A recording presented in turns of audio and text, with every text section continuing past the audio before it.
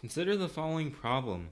Create a method that takes an integer n and returns n factorial, which is n multiplied down to 1. You already know how to do this using a for loop. Now you'll learn how to do this using recursion. So first, public static returns long preferably, and then let's name this factorial, takes in int n. Now, how would we do this? Well, first we notice that n factorial is defined as n times n minus 1 times n minus 2 times all the way down to 2 and then 1. So then we notice that n is here, and then we have this, which is really n minus 1 factorial. So we can rewrite n factorial as n times n minus 1 factorial. And then now we have a definition for n factorial.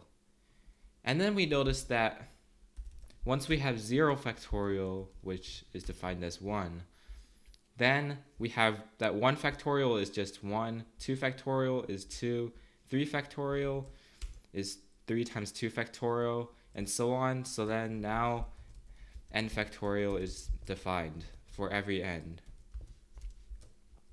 So how do we write this? Well, first we need to write a base case. So if n is 0, then return 1. Then otherwise,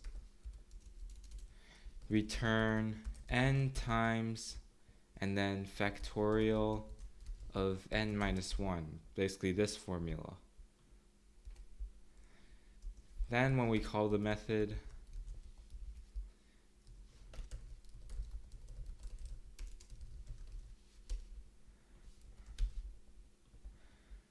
then it works.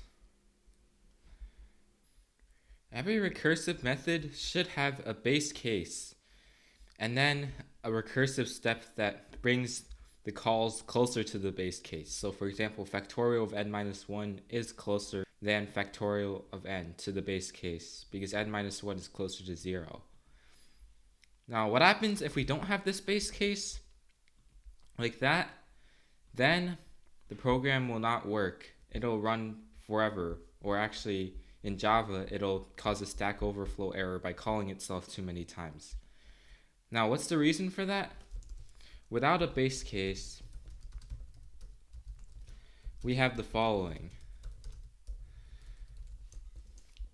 So first, we have, for example, in the calling, when we have 5 factorial, let's just do factorial of 5 equals 5 times factorial of 4, which is equal to 5 times 4 times factorial of 3, which is equal to 5 times 4 times 3 times factorial of 2, which is equal to 5 times 4 times 3 times 2 times factorial of 1, which is equal to 5 times 4 times 3 times 2 times 1 times factorial of 0, which is equal to 5 times 4 times 3 times 2 times 1 times 0 times factorial of negative 1, according to the logic of this code, which you can start seeing the problem. First of all, we're incorrect because factorial of 0 is not equal to 0 times factorial of negative 1, but also because we're going down forever. We're going to call factorial of negative 2 next.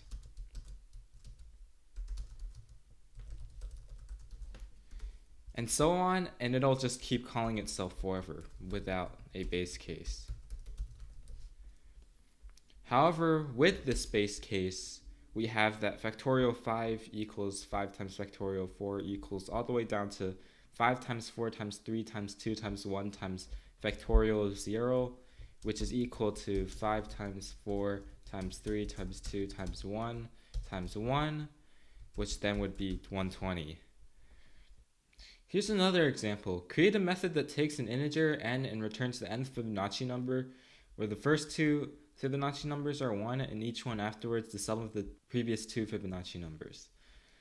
So for this one again, public static, let's make it long because the numbers could get big, and then Fibonacci int n. So first of all, the base case is if n equals 1 or n equals 2, then return 1. Then otherwise return Fibonacci. Well, let's see how the Fibonacci numbers are defined. First two Fibonacci numbers are 1 over here, and each one afterwards, so Fibonacci of n should equal Fibonacci of n minus 1 plus Fibonacci of n minus 2, because each Fibonacci number is the sum of the previous two. So then we just return Fibonacci of n minus 1 plus Fibonacci of n minus 2, and then we're done. And we call the method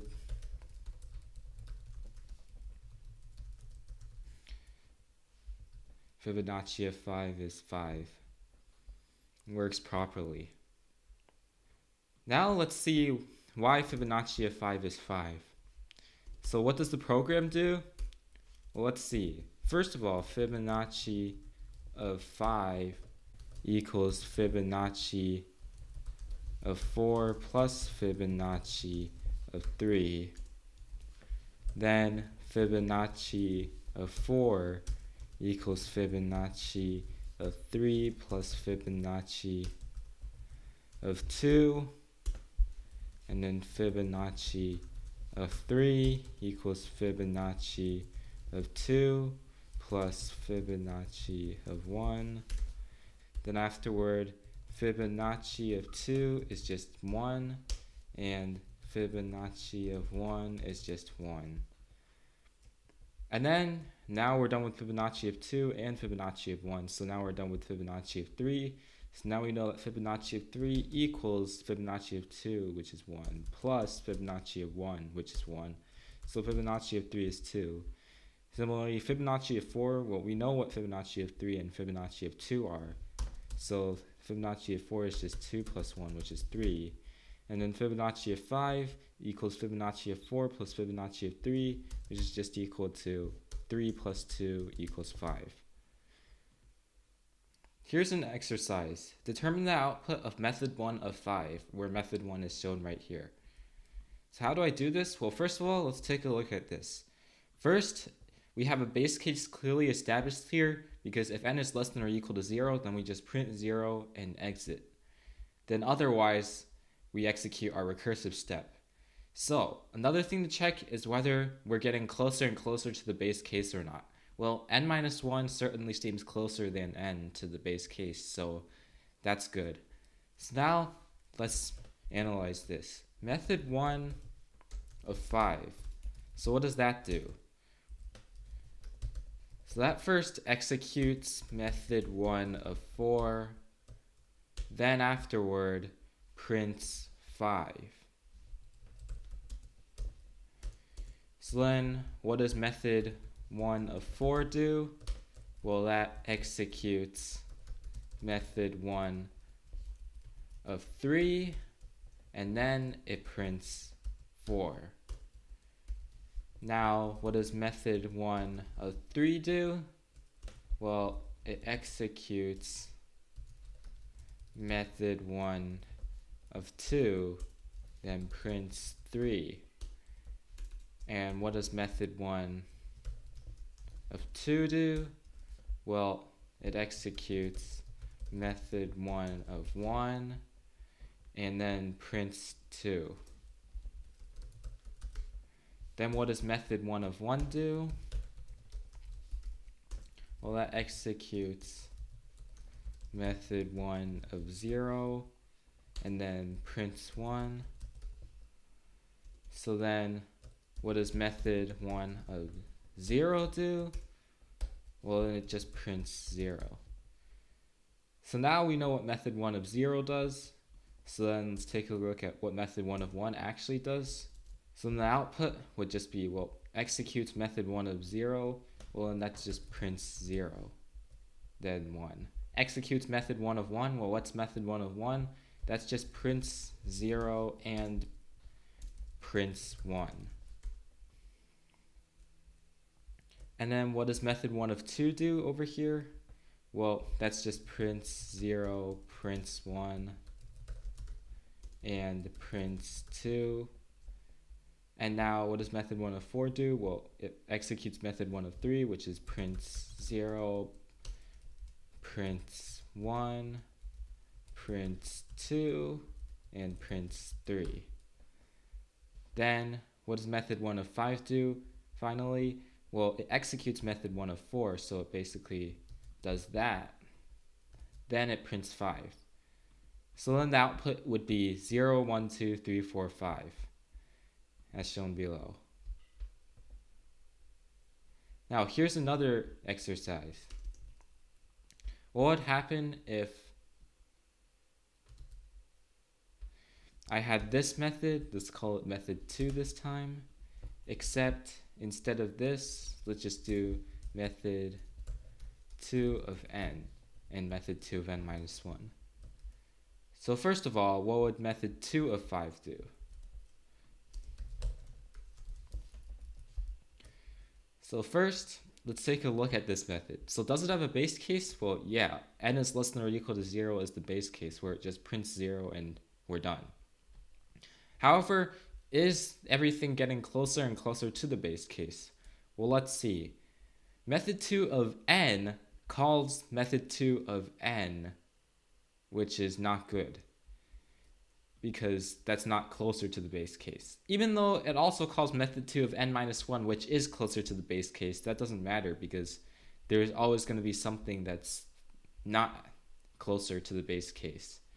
And if you still are unconvinced, then, well, method 2 of 5, what does that do? Executes method 2 of 5 and executes method 2 of 4. So now we must know what method 2 of 5 does. So then what does that do? Well, executes method 2 of 5 and executes method 2 of 4, and so on. So method 2 of 5 is just going to execute method 2 of 5, or basically execute itself repeatedly until it errors out, because we can't do that, as shown below. What are the benefits of using recursion? Well, recursion helps simplify code, sometimes by a lot. So for example, here's our recursive Fibonacci, and here's our iterative Fibonacci right here. And you can see that recursive Fibonacci is 2 lines, while iterative Fibonacci is like 9 lines. There are many cases where it is extremely hard to write iteratively a recursive method. So every recursive method can be written iteratively, basically without recursion, but sometimes it can be extremely difficult. So far I haven't showed any of those examples yet, but it can be extremely difficult to write recursive methods iteratively. What are the advantages to not using recursion? Well, recursion is slower than iteration. So let's take a look at these 2 examples again. Fibonacci with recursion and Fibonacci without recursion. So most of the time recursion is slower than iteration, and when we have stuff like overlapping subproblems, we definitely want iteration actually. So for example, in this Fibonacci example down here, we have Fibonacci of 5 equals Fibonacci of 4 plus Fibonacci of 3. Now what's wrong with that? Well, we have that Fibonacci of 4 equals Fibonacci of 3 plus Fibonacci of 2. And Fibonacci of 4 calculates Fibonacci of 3. And then Fibonacci of 3 is calculated again in this place. So basically we see that Fibonacci of 3 is unnecessarily calculated twice in this recursive method when Fibonacci of 5 is called. However, up here, Fibonacci of 3, well, that's just one statement. It's never going to be recomputed. So when n gets large, we execute a lot of overlapping subtasks. So now let's call the two Fibonacci methods. So first, Fibonacci of 30. That's the recursive one. So this one runs no problem. Now let's try Fibonacci of 35. Again, no problem. Fibonacci of 40. And you can start to see that it took like half a second right there. Fibonacci of 41. It took like a second right there. Fibonacci of 42. It's taking a while. Fibonacci of 43. It took, well, a few seconds. It's getting exponentially harder. Now it's taking many seconds. And the reason is because when n gets large, these small tasks like Fibonacci of 2, Fibonacci of 3, Fibonacci of 4, so on, are getting calculated repeatedly for no reason, because we have no memory of calculating them, which is not good. And when we start running like Fibonacci of 45, and we start having an issue. Fibonacci of 46, it starts getting super slow, as shown below. It's still running, and that's not good. Now, let's switch to iterative Fibonacci. Iterative Fibonacci of 46, that's instant almost. Let's just try 100, that should be instant. 10,000 should be instant because there's no repeating subtasks. 1,000,000, again, almost instant. 10 million, and almost instant. So when you have these overlapping subproblems right here, like Fibonacci of 3 is calculated in Fibonacci of 4, but it's also calculated in Fibonacci of 5, then you may not want to use recursion because it's much slower. However, in cases like factorial, it's your choice because there's no repeating subtasks because there's only one recursive call. So if I do factorial of 10,000, it'll work, no problem. However, if I do something like 1,000,000, we reach a limit because Java does have a recursive call limit. So you have to watch out for that when using recursion as well.